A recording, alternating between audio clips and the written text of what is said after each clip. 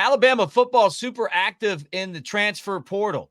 Kam Howard, a surprise entry to the Alabama football program in the secondary, but they lose Peyton Woodyard. What does that mean for Alabama, and why the swap in safeties? Jordqn Young, one of the best safeties in high school football, down to his final 8, and Bama's in there. We'll talk about that. And then men's basketball. Who's the next big man on the Alabama roster? And how about Grant Nelson? He's coming back. Mark Sears, is he next? I think he is. And how about Alabama snagging a guy from Kansas? We're going to talk about all that right here on the Bama Tailgate YouTube channel. Like and subscribe. Give us a thumbs up, and let's get this party started.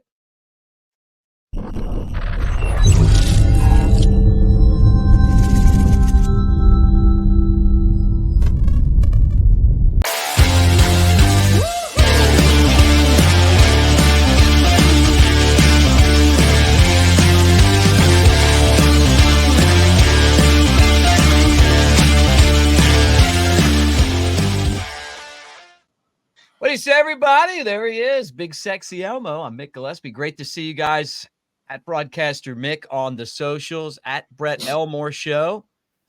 And, man, here we are talking some Alabama. A lot of stuff going on, and I like that new hat.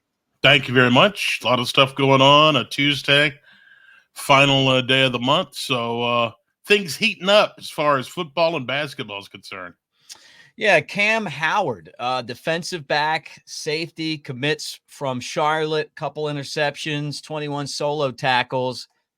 And as soon as we saw him come, Peyton Woodyard followed and left out the door. And, you know, to me, Brett's like, what's going on here? I mean, I guess you wanted someone to help at the cornerback spot, but Howard seems like he'd be kind of in that safety role. Yeah, he's got 3 seasons of eligibility left. As a freshman last year, he started a couple of games, had 38 tackles and a couple interceptions from the safety spot. You know, another thing I failed to mention at the top of the show is the spring portal window closes today, but only for new entries. So all players who have entered the portal by today can, you know, take their decisions on a destination into the summer and still be eligible in the fall. But he's one of these guys that comes in from Charlotte, and 3 years left for him. So maybe a good ad. Yeah, I mean, and you start to look at how this thing, you know, kind of unfolds. Caleb Downs obviously went to Ohio State. That was a tough one. Jalen Key was drafted, you know, in the NFL draft. Malachi Moore has moved from kind of playing that star position to safety. Then they went out and got Keon Sabb from Michigan. That was one of their big portal entries after Michigan had Jim Harbaugh leave, and that kind of opened their roster up. Devontae Smith, Red Morgan, you know, they're playing that Husky position. And then now this, which I was kind of surprised just because, you know, we've heard so many good things about Woodyard, right? Bray Hubbard, another guy that kind of plays in that same spot. So I guess, you know, the coaches are probably looking right now and going, hey, you know, we've got to try to figure out who we can get to help this team that has a little experience. And I mean, it kind of comes down to not having a lot of experience and trying to figure that out, but you hate to see Woodyard leave. Yeah, you do. I mean, he's coming in that secondary. You know, you got Malachi Moore and Sabb, like you mentioned, at safety. Have a little less depth at corner. You know, you wonder if they're going to use him at safety, or maybe they may move him over the corner. Obviously, they know more about it than I do, Mick. Yeah, but we'll see what happens. But they've been the whole portal thing. It has been interesting. They've really, you know, it seems like they've really went out there and really evaluated the talent, and they brought in some really good guys to fill some positions. Well, that's kind of part of it too. I mean, you want to build your roster with the high school guys, and then kind of use the portal to fill in spots. And one of those guys that a lot of teams are after, one of the best safeties in the country, is Jordqn Young, and he's kind of got his list down to 8 schools. Yeah, he's one of those. Talking about the safety position, another elite safety, class of 25. 6'1", 170 pounds. He's from Monroe, North Carolina, ranked the number 2 safety in the class. So he's highly sought after. Alabama's after him. He's narrowed it down to Alabama, Clemson, North Carolina, NC State, Tennessee's in there, Florida State, A&M, Michigan, all after his services. So he's narrowed it down to 8 schools. We'll see what happens. Yeah, it's going to be interesting. But DeBoer and his staff are in the mix for a lot of these top talents. And you know what? We'll see as this thing unfolds. But secondary is certainly an area where, Alabama's probably going to be building here for the next couple of seasons. All right, let's switch gears to basketball. And I guess we should start right here. Grant Nelson makes it official. We kind of talked about this yesterday morning before it was official. We said we heard he was coming back, and he's coming back. I don't think it took Notre Dame to figure that out. But you know what? At the same time, I mean, looking into that crystal ball, like he had an opportunity to, maybe possibly go to the NBA, but he would have been on a G League team. Why not come back and play at Alabama? Gotta love the stash, man. He played. Look, I think he's a fan favorite. He is. He plays hard.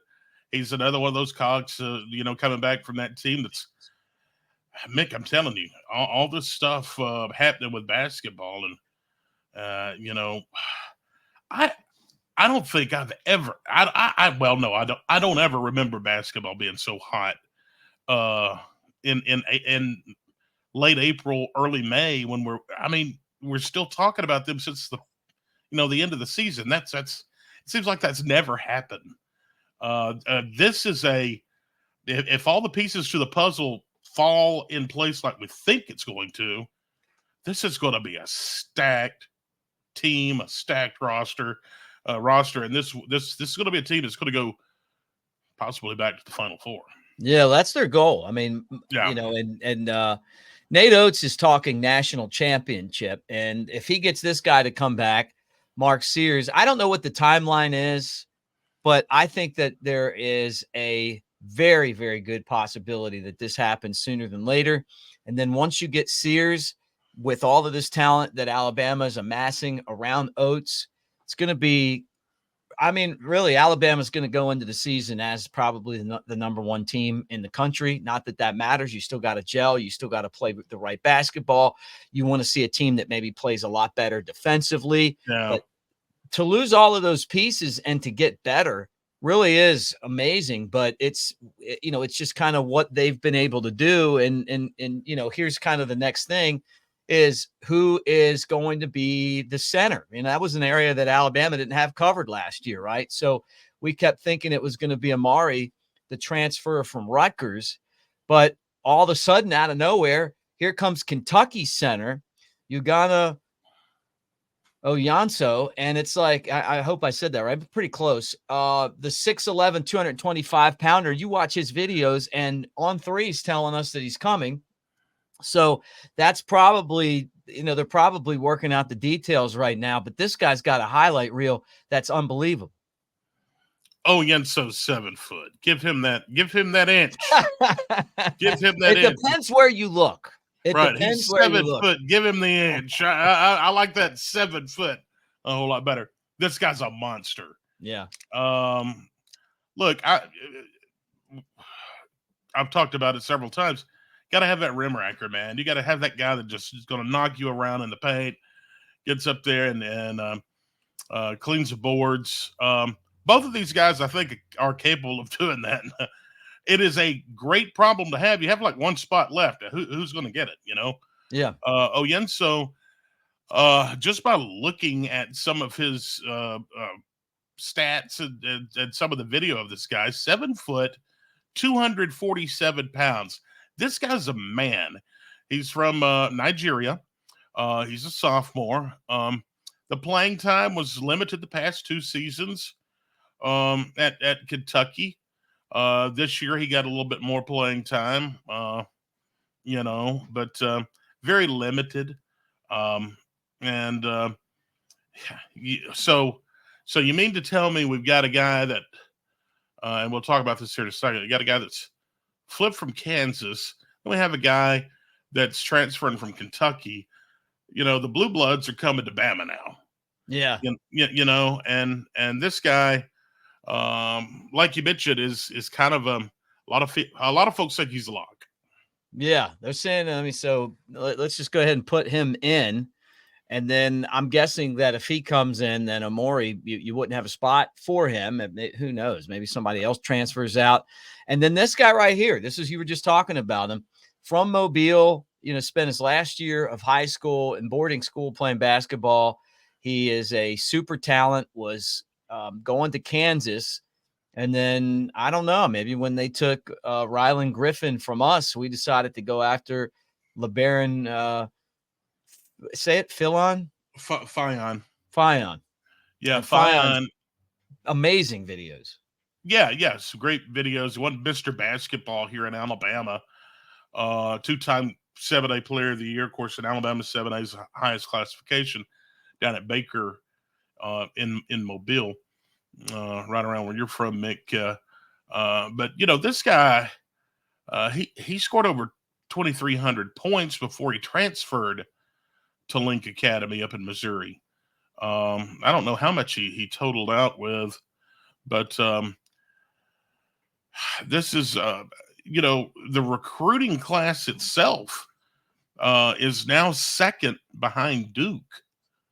And that's crazy. And it's like, you see the little points that, they put out beside these teams.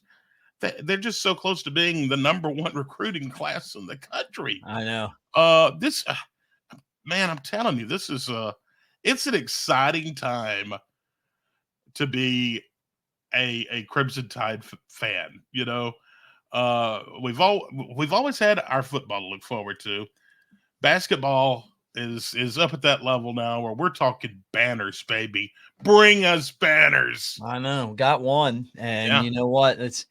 It's like, hey, we're not settling for, being a contender. They want to win it all, and that's what they're talking about.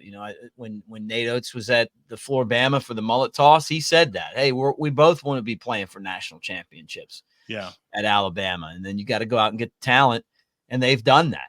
So this is going to be fun. We're keeping an eye on both right now. I don't ever remember Alabama basketball being this good and intriguing and exciting. And then football at the same time, just football's always a big deal. And it's moving towards that, kind of that dead period, I guess, because once that transfer portal shuts down, and then the next thing will be, SEC media days, and then spring practice, or the fall practice, and then all of a sudden we're playing football games. Yeah, and there's still a lot of moving pieces to all of it, and this whole transfer portal and everything. And I think I texted you earlier about this athletes.org or whatever. It was like in the Birmingham market, it was the lead story on the Birmingham television news last night, because UAB, their players have joined. Basically what this is a union. Really? Yeah. And I don't know what's going to happen, but this, this could be a monumental day, and we don't even know about it. This athletes.org is absolutely taking over. And they have so many players under their umbrella right now. We are dealing with, we've talked about it. This isn't college athletics anymore. That's gone. Those days are over. Right. This is a semi-pro league. And this is set up, Mick, just like the NFL Players Union. And you got this guy from athletes.org, and he's like, we're going to be the voice of the athlete now. The power is going to be taken away from the schools and the conferences. I mean, this was the lead story on the news last night in the Birmingham market, just because UAB, all their players joined this basically this union. Yeah. And it's wild, and it's something to keep an eye on, Mick. It really is, because I really feel like the floodgates were already open, but this is just another key to that. What we know as college athletics. Does UAB even make enough money to really pay for players? Well, I don't know. I mean, you know what I'm saying? Like, maybe right. But this is what this. I guess this is what this is for. Yeah. But it's not just UAB. I mean, I heard the number that's been signed up by these guys, and you're talking about like thousands of athletes. Yeah. See how it shakes out. I mean, if they could figure out a way to make the system just have some kind of structure, it would probably be good for everyone involved. It probably help. But right now, like I say, this is just a total mess. But yeah. Have you recovered from the weekend? I mean, your arm, is it sore, or I mean, the you tossed it like we were talking earlier yesterday. Up there. Yeah. I'll throw it up one more time. And we were talking yesterday off the air, and I said, man, that's really good. You throwing it like 120 feet. It was like 126. You got to get those extra 6 in there. Right, exactly. But Jay Coker, he was in here today on Roll Tide Pods. We recorded, and he threw. I mean, his throw was just a thing of beauty. Yeah, he said he learned that from throwing javelin. I could see that. Yeah, I could see that. Yeah. Throwing a javelin. That reminds me of Revenge of the Nerds, but anyway. The javelin guy. But anyway, yeah, I'm glad everything, the weekend's over. You've had time to kind of ice down the guns and get back into, back in the swing of things. Today, of course, is the final day of the month. Today is National Honesty Day. Oh, wow. I swear it is. It's National Honesty Day. If you don't believe me, it's National Honesty Day. Uh-huh. And today is also, did you have one of these as a child, a Mr. Potato Head? Oh, yeah. Well, I don't know if I had one, but I'm familiar with old Potato Head. Yeah. A new Mr. Potato Head costs about $12.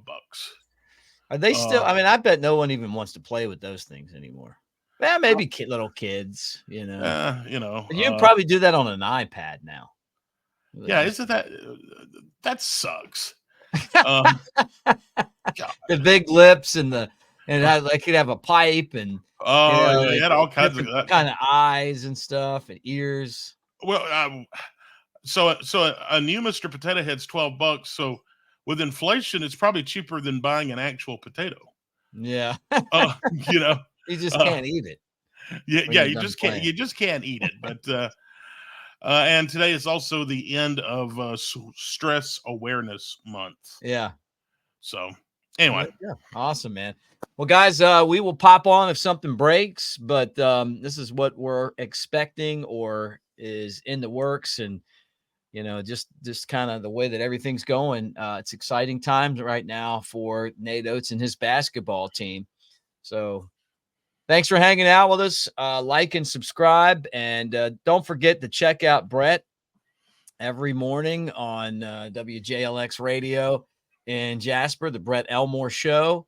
And then you can also pick up the 4th and 31 print. I think we're going to change the code tomorrow. So your last time with, what was it, 15% off, 20% off, 20% off when you use the promo code Bama Tailgate right there at newlifeart.com. Thanks for hanging out, guys. And again, a hearty, great Roll Tide.